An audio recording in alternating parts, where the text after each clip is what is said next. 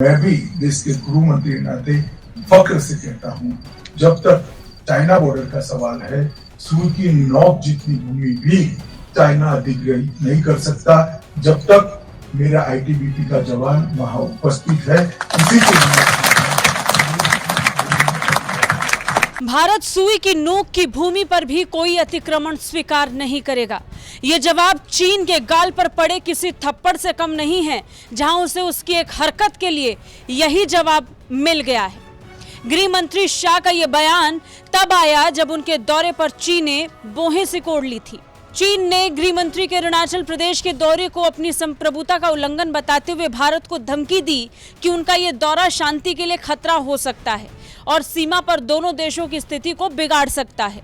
लेकिन स्थिति तब बिगड़ती जब भारत के गृह मंत्री चीन के गांव का दौरा करते। गृह मंत्री शाह उस अंतिम गांव तक गए जो भारत का अभिन्न हिस्सा है।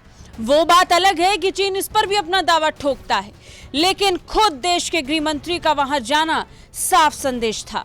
चीन के गृह मंत्री के दौरे पर आपत्ति जताने पर उन्होंने कहा, हमारी सेना और आईटीबीपी के जवानों की बहादुरी की वजह से हमारे देश की सीमाओं पर हमें कोई चुनौती नहीं दे सकता। वो समय चला गया जब कोई भी हमारी जमीन पर कब्जा कर सकता था, लेकिन अब सुई की नोक के बराबर भी जमीन पर कब्जा नहीं किया जा सकता।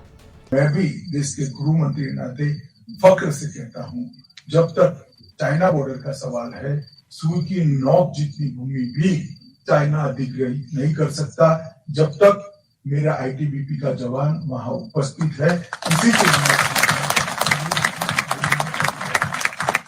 गृह मंत्री शाह ने कहा कि हमारी नीति स्पष्ट है, हम सभी के साथ शांति से रहना चाहते हैं, लेकिन अपनी जमीन पर 1 इंच भी कब्जा नहीं होने देंगे।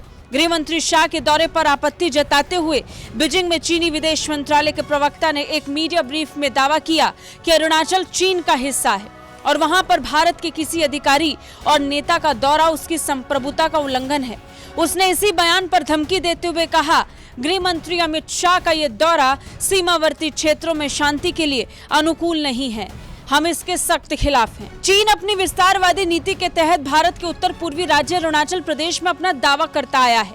चीन सिर्फ यही नहीं बल्कि अक्साई चीन क्षेत्र में भी भारत के साथ सीमा विवाद पर है और वो हमारे संरक्षित राज्य भूटान के भी हिस्से को अपने देश का हिस्सा बताता रहता है। चीन सिर्फ भारत के साथ ही सीमा विवाद पर नहीं है, वो अपनी भौगोलिक सीमा में आने वाले लगभग हर पड़ोसी देश की जमीनों और सीमाओं को अपना हिस्सा बताता आया है। ताइवान इसका सबसे ताजा उदाहरण है। ब्यूरो रिपोर्ट, भारत तक।